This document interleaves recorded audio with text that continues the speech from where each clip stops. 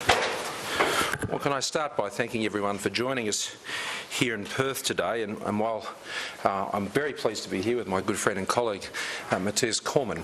As a Sydney-sider though, I can't help but send my condolences and my respects to all of those who are commemorating the first anniversary of the Lynch siege back in my hometown of Sydney, and thoughts and prayers are with everyone engaged with that today. But here we are in Perth today, and we're awaiting another very precious event here in Perth, and that is the arrival of Mathias and Hayley's next child. So that's why we're in Perth today, and I'm very pleased to be here with them and have the opportunity to present the MyIFO here in Perth. And I want to thank all of those who've made the journey to be here with us in Perth, and for those who will be joining us later by questions by teleconference. I'll come to those arrangements when we get to questions. As the recent national accounts data demonstrated, our transition from the investment boom in the mining sector to a more diversified, innovative and people-driven economy is underway. The transition is creating a new and emerging momentum in our economy. Our economy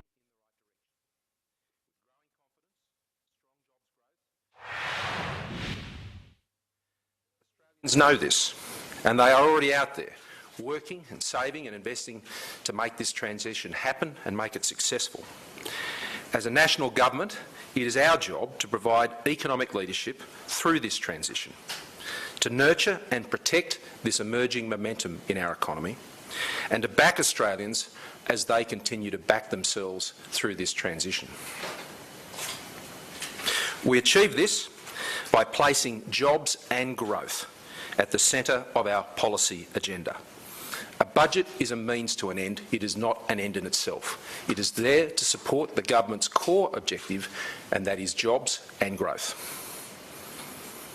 And in turn, this enables us, as we focus on jobs and growth, to address the many other challenges that we have as a government, whether it's the very many social issues that we have to address through our programs and various activities, as well as the national security challenges.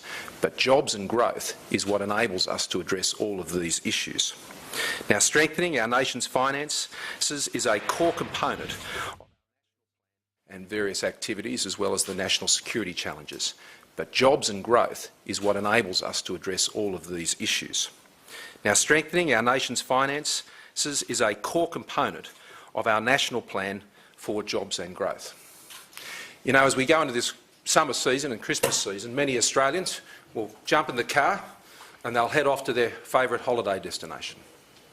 They know where they're going and they know how to get there. There are no shortcuts. There may be some delays on the way with roadworks or things like this, and there'll be plenty of people in the back seat, which often happens when I'm driving the family away, saying, "Are we there yet? Are we there yet? Are we there yet?" That's natural. But you know, our path back to budget balance is very similar to that. We need to take a very safe and careful route, and one that does not put at risk the very important objectives we have on growth and on jobs.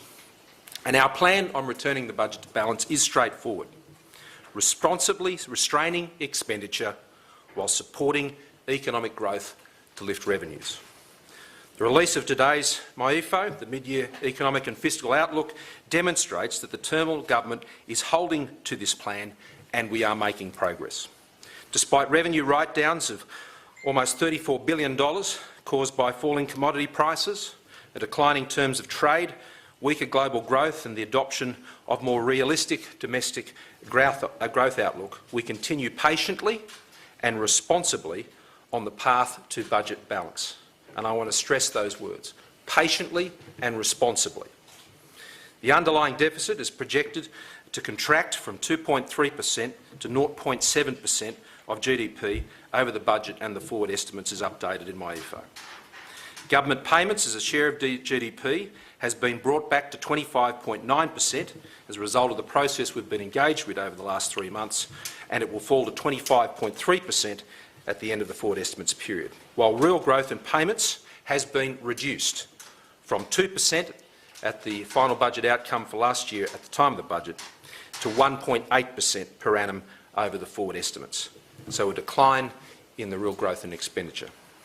All policy decisions taken since the budget, including the cost of Senate negotiations, have been more than offset by the savings measures contained in MyEFO, adding almost $400 million to the budget bottom line. These results better the average of market expectations that have been reported over the last few days and are the result of the government focusing on what it can control rather than on the things that it can't. Critically, we have adopted a measured approach that avoids extreme responses that would place a handbrake on household consumption and business investment growth and unnecessarily threaten the fresh new momentum emerging in our transitioning economy. Alternative responses have consequences. Net exports and household consumption is currently more than offsetting the expected falls in business investment following the mining boom. It is important that this continues to drive expansion in the non-mining sectors of our economy to drive future growth and jobs. Now, underpinning the fiscal outlook is an Australian economy that continues to demonstrate resilience in the face of strong global headwinds. Australia's real GDP growth in MyEFO is forecast to strengthen from 2.5% this year to 2.75% next year, with 3% projected growth thereafter. The inclusion of this more realistic outlook on domestic growth should be seen for what it is, and that is a statement of confidence in our economy. More importantly, it presents an even more positive story on jobs, with an upward revision to the employment outlook and a reduction in the forecast unemployment rate on forecast since the budget. Recent jobs data indicates that even these forecasts may be too conservative when it comes to jobs. There are 340,000 more Australians in jobs than a year ago, reflecting the transition in the economy to growth in more job-intensive sectors, and this is very welcome. The government and the Australian people know the challenges we face. That is why we are continuing to roll out our national plan for jobs and growth that is backing Australians by opening up trade, boosting innovation, building new infrastructure, modernising the way we deliver products and services at state and federal levels, and working to deliver a more growth-friendly tax system and, of course, strengthening the budget. With interest rates at historic lows, a lower exchange rate assisting our export and import competing industries, and capital utilisation on the increase, and unemployment falling, the conditions are now right for business to invest and this transition that is underway to continue. I'll ask Mathias to make some comments and then we'll go to questions. Thank you, Treasurer, and welcome to the great state of Western Australia. And thank you very much for agreeing to release our half-yearly budget update here from Perth. And thank you also to our friends in the media for accommodating those arrangements. What our half-yearly budget update shows is that we are able to maintain an improving budget trajectory over the forward estimates period by controlling expenditure. Despite the additional global economic headwinds, despite further revenue write-downs, the deficit is still expected to decrease over the forward estimates. Government expenditure is now $13.3 billion lower than anticipated at budget time. In fact, spending in 3 out of the 4 years over the current forward estimates is lower than was anticipated at budget time and only slightly higher than anticipated next financial year. As the Treasurer mentioned, spending as a share of GDP is forecast to decline from 25.9% this year to 25.3% over the forward estimates, which is the same as at budget, despite the need for additional spending decisions in the intervening period. That is because we have stuck to our fiscal discipline. All decisions to increase spending since the budget, including those made in the context of Senate negotiations, have been more than fully offset by spending reductions in other areas. Policy decisions overall have improved the budget bottom line by just under $400 million over the forward estimates. Since the budget, some of the major decisions to increase spending have included an additional $1.1 billion investment in the Roads to Recovery program, which was done to facilitate the successful passage of the fuel excise indexation measure through the Senate. About $900 million has been allocated to fund the increase in our humanitarian program to resettle about 12,000 additional Syrian refugees in Australia and to provide support to about 240,000 displaced people in the conflict zone. There is $621 million in additional expenditure on PBS items, new drugs listed on the PBS, principally for cancer treatment. There's a whole range of other, of course, measures, and all of them together have been more than fully offset by savings in other areas. To offset any additional spending, we've been able to achieve savings principally by improving consistency, integrity and efficiency across Commonwealth government payment arrangements. For example, we've been able to achieve, and you will see that in the document, nearly $2 billion in savings from 2 enhanced welfare payment integrity measures, using better income data matching to ensure welfare payments are made within the rules. To put that saving into context, we are expecting to pay more than $660 billion worth of spending in relation to social security and welfare payments, and so that is about a 0.3% efficiency which will help us achieve that saving. There's various other savings which are listed in the document. Importantly, the spending reductions that we've been able to achieve are sensible, they're measured, they're focused on improving consistency, integrity and efficiency across Commonwealth government payments, and they help us to ensure that we continue to head in the right direction as we focus on stronger growth, more jobs, and to get the budget back into balance as soon as possible. Well, thank you, Mathias. What we will do now is we'll take some questions here from those who've travelled and are here from WA.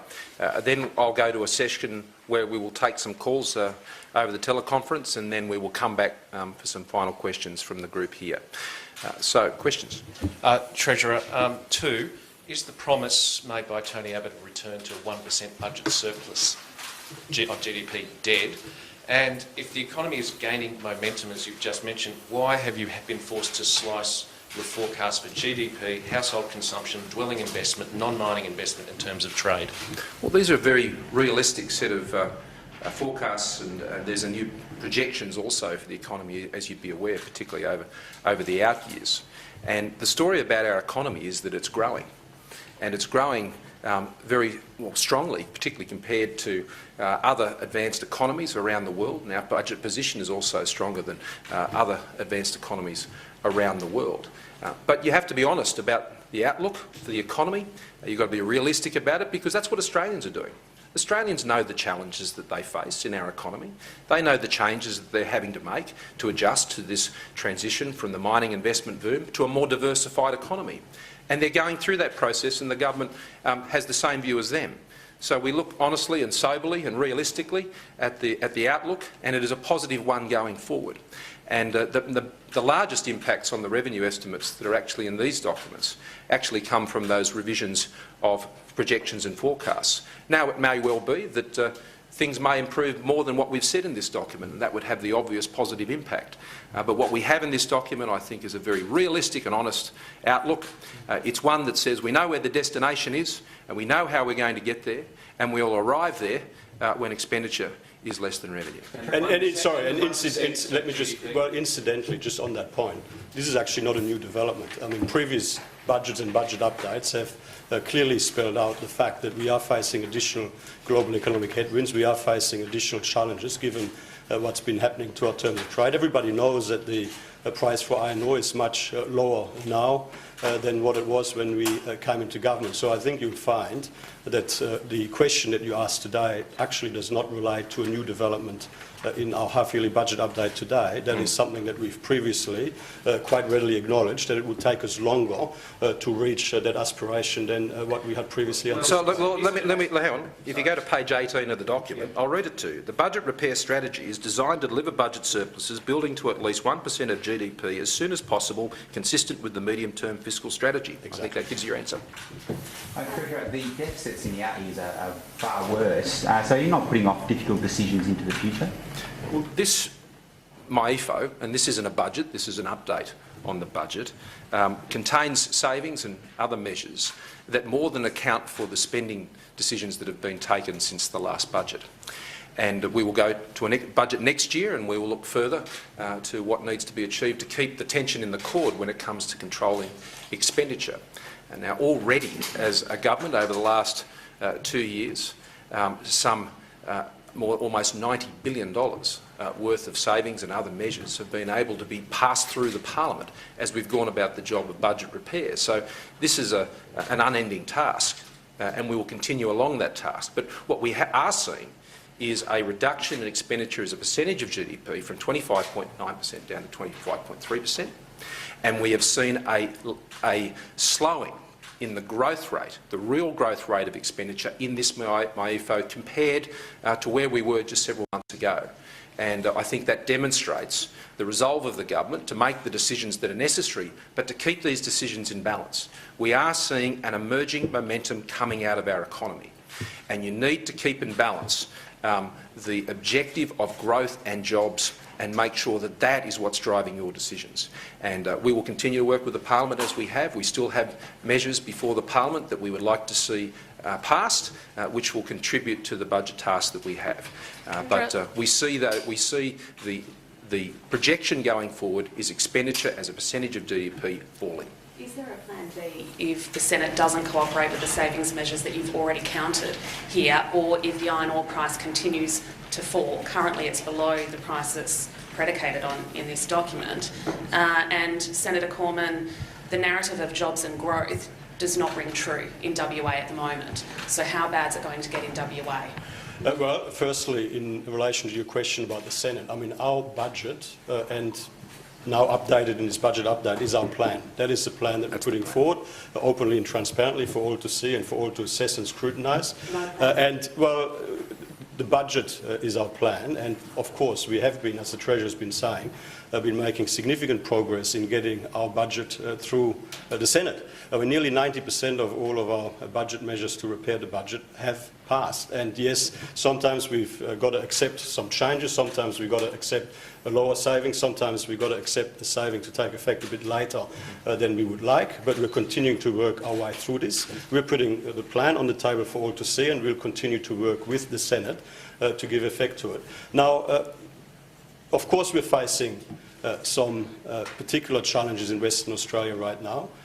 The price for iron ore, the price we're able to achieve in global markets for iron ore went from a high of about $180 a tonne to about $38, $39 a tonne at the moment.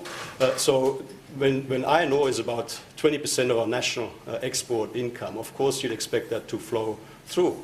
But the good news is that the economy, including here in Western Australia, is actually transitioning quite well from significant resource investment-driven growth to broader drivers of economic activity.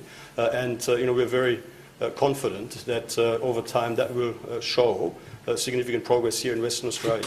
So the destination we're heading towards is a more diversified economy, where the impact of things like the iron ore price in the future will not have the result that it has in these figures in the future, because we'll have a more diversified economy. Now, here in Western Australia, that transition couldn't be more important, of the diversifying of the economy, and that's why that our primary focus is on policies that promote growth of jobs, whether it's in the tax system, or whether it's in the infrastructure rollout, or whether it's the innovation statement, or whether it's in the trade sector, where we have had the most ambitious trade agenda of any government in recent memory, and the runs on the board to back that up.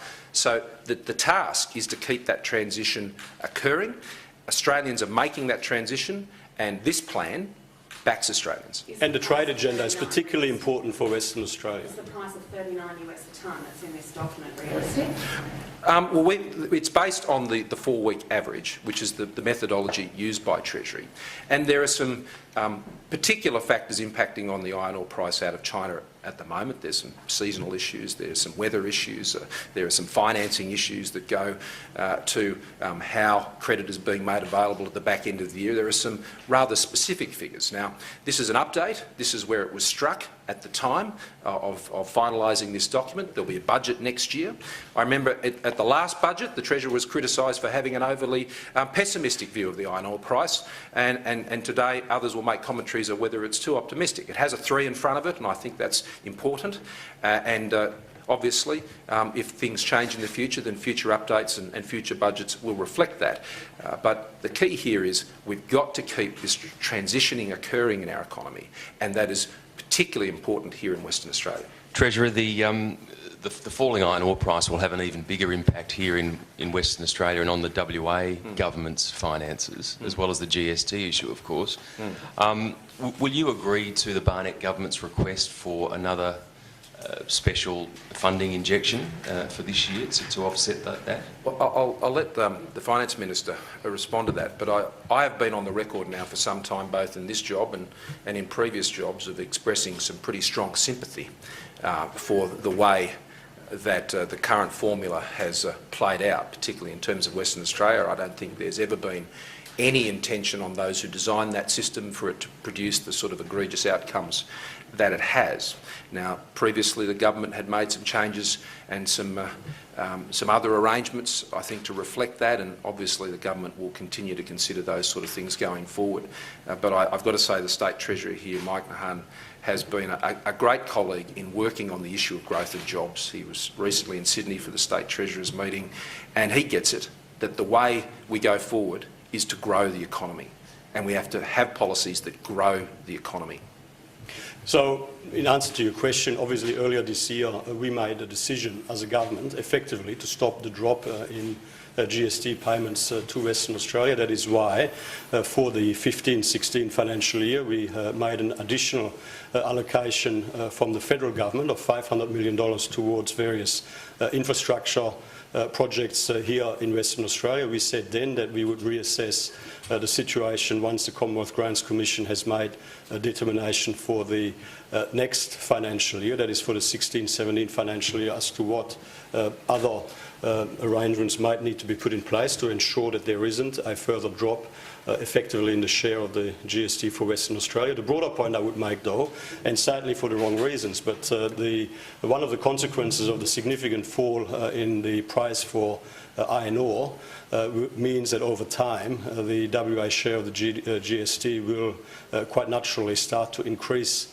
again, and that is because there will be less revenue comparatively from iron ore related royalty payments. So I mean, over time, if the current trend continues, obviously you'll expect that in the ordinary course of events, WA's share of the GST will start increasing again.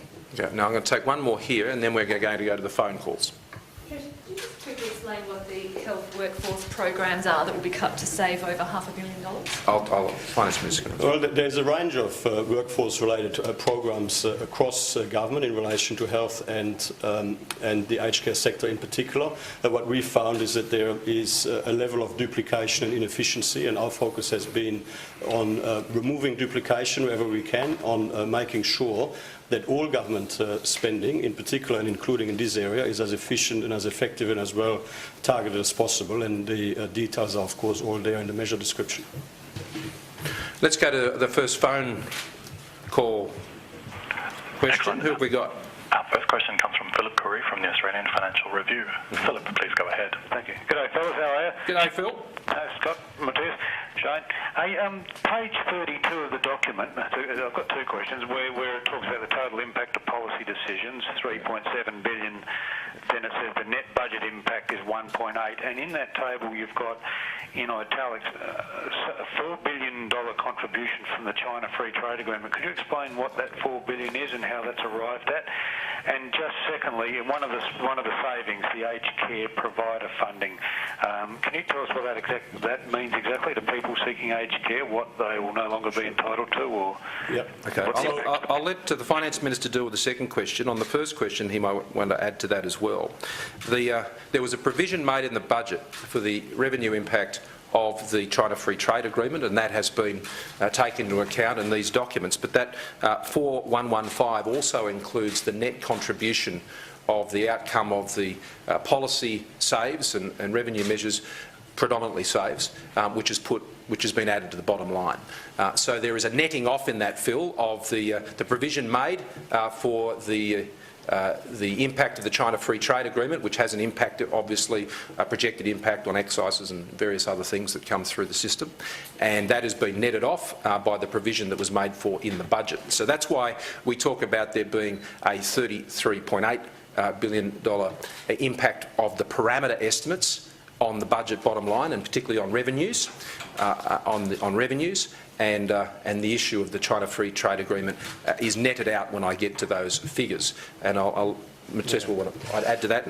So, in relation to the China-Australia Free Trade Agreement, it's exactly as the Treasurer has indicated. We previously made a provision which was reflected in the budget bottom line by way of estimates variation in what is called the heads of revenue. The $4.1 billion figure relates to the expectation of lower revenue from tariffs. Of course, that is going to be a benefit that will be reciprocated to Australian businesses exporting to China, and we have, as part of the Free Trade Agreement, reduced various tariffs for businesses exporting from China to Australia, which is of benefit to Australian consumers. It's of benefit generally to the Australian economy, but consistent with the Charter of Budget Honesty. Second round effects in terms of economic growth are, of course, not factored into costings. In the circumstances, this is now crystallised as a policy decision, and we made a judgment that in the circumstances, this is the appropriate treatment for this sort of measure. Now, when it comes to the aged care provider funding, expenditure in this particular area, is actually expected to increase by about $1 billion as a result of essentially the application of a technical formula, a methodology through the aged care funding instrument, which goes to assessing complexity of various health needs of residents in aged care homes. What we are doing here is to manage that exposure by making some adjustments to the way that formula works, given that expenditure is running about $1 billion overall above expectations.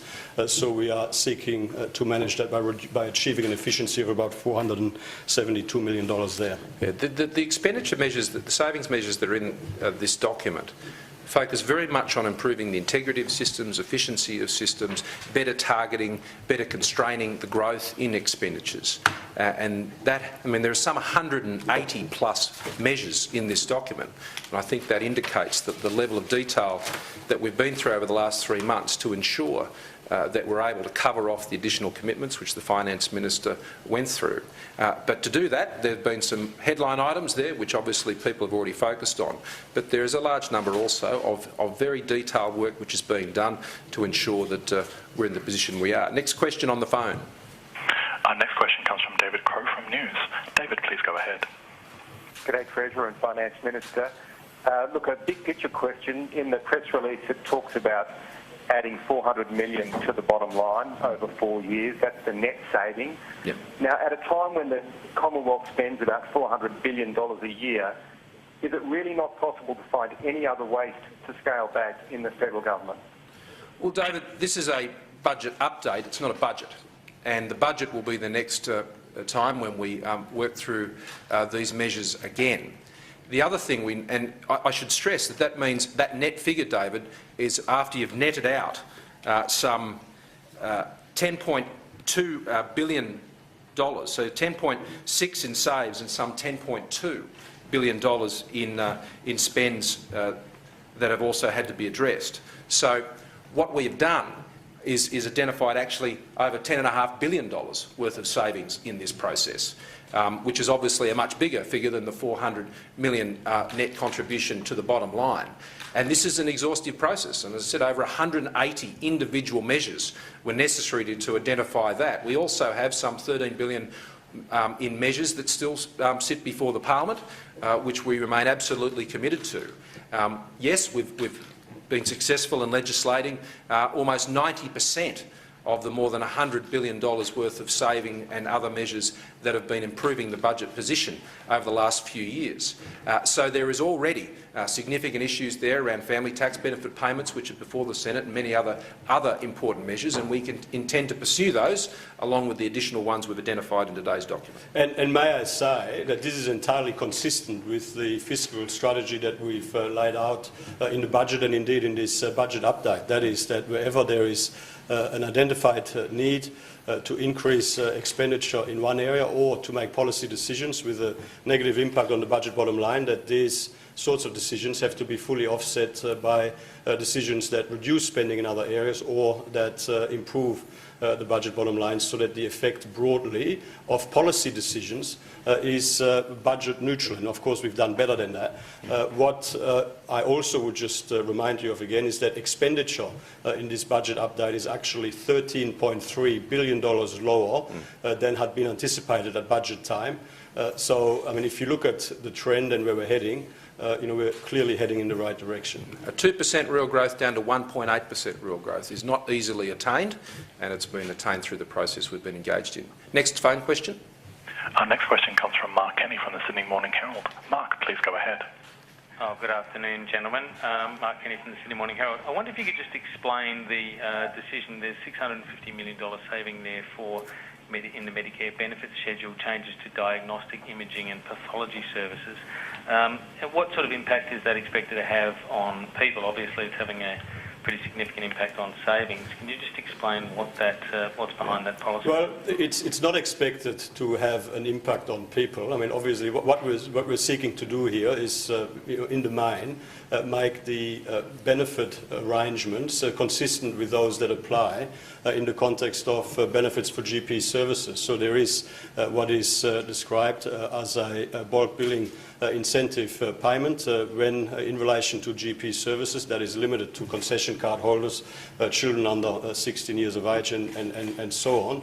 And in relation to the bulk billing incentive payment for diagnostic imaging services, so we are essentially making it entirely consistent with that. We thought that that was an anomaly here. In relation to pathology services, we're removing the bulk billing incentive payment because there is a very strong competitive sector here. There's about 89%, 90% bulk billing takes place as we speak in relation to services provided through the pathology service providers. So there's essentially not the additional benefit provided by continuing that arrangement in place, and that is essentially the main driver. We're applying the same targeting that applies to doctors and bulk billing of doctors to this area. The previous government allowed this program to get out of control and to go beyond what we would consider was its original design. When you're dealing with the budget, you need to make sure not just that your revenue is fit for purpose, but your expenditure is fit for purpose. And there are clear purposes around bulk billing incentives, and when they're out of alignment with the way the rest of the system works, well, that's how you bring your budget back to balance. We go back into the room. Okay, well, back into the room. One or two more, and then we'll have to call quits. Just going back on what Andrew from Australia was just asking about WA, the specific measure that Mike Nahan has put to yourself and to the Prime Minister is to take less royalties from the North West Shelf in exchange for a bigger slice of the GST. I just get the fact that you've talked about sympathies, and I've listened to Mr. Cormann talk about the fact that eventually we'll get more GST. I'm just not getting the vibe that you will actually commit to any specific measure for next financial year. Well, our record is, as the Finance Minister outlined, in terms of the decisions we took and the support we provided previously. We have met with Mike Nahan about that. I met with him again about it just last week, and so we're still taking that under consideration. There are also issues to work through as to how that would potentially impact on other states and territories and their situation. And one of the things I think we were able to do last time was to be able to provide a recognition to WA of the situation without penalising other states and territories at the same time. So there are a lot of moving parts on this, and we'll continue to assess those various moving parts. And I mean, that is of course why earlier this year we did make the decision as a Commonwealth to provide that $500 million in additional funding for WA outside of the GST shared pool. And what we've indicated at the time, which is a bit inconsistent with the way you framed your question, what we've indicated at the time is that we would revisit that decision and have another look as to what might be required when we know what the Commonwealth Grants Commission determines the sharing arrangements to be for 2016-17. Now, in the meantime, of course, the Treasurer and I, and the Prime Minister, we all are having regular conversations with the Premier, with Mike Nahan, the Treasurer here in Western Australia, on how we can work together to make sure that the arrangements are as fair and equitable as possible. But of course, the national government does have to consider these things in a national context. When do you expect a decision to be able to be made? We'll make announcements about any decisions on that when we've gone through the process. Treasurer, what sort of proportion of the new measures that you've announced today will need to get through the Senate? Well, because there's a variety.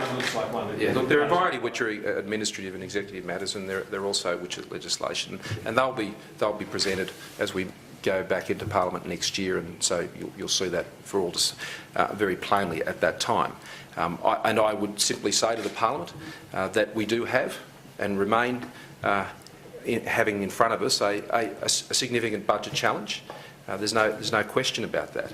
But the way we go about it, I think, is continuing to make this very workmanlike progress on this year by year. I'm pleased that this year's budget position, as forecast, will be better than last year's budget position. And it'll be better the year after that, and it'll be better the year after that. That shows that, to use the analogy I was using before, we're making progress towards our destination. We're not there yet. But we're not going to take detours. We're not going to take shortcuts. We're not going to put the safety of the passengers at risk, and those passengers are growth and jobs of Australians. And that's why we'll remain very focused on this workmanlike approach to delivering on this task. I think that's what Australians expect of the government. They don't think there's any magic solution to this. They don't think there's any one save or one tax that can solve this problem, because their situations are just as complex, and they don't see any easy answers or simple answers to the things they face. So I think with the Australian people, we're very much on the same page. They, I don't think, would like to see more extreme positions adopted in how we deal with this issue. I think they would very much appreciate the very patient approach we're taking to this, because that is what, at the end of the day, is going to preserve jobs and increase growth. Last one.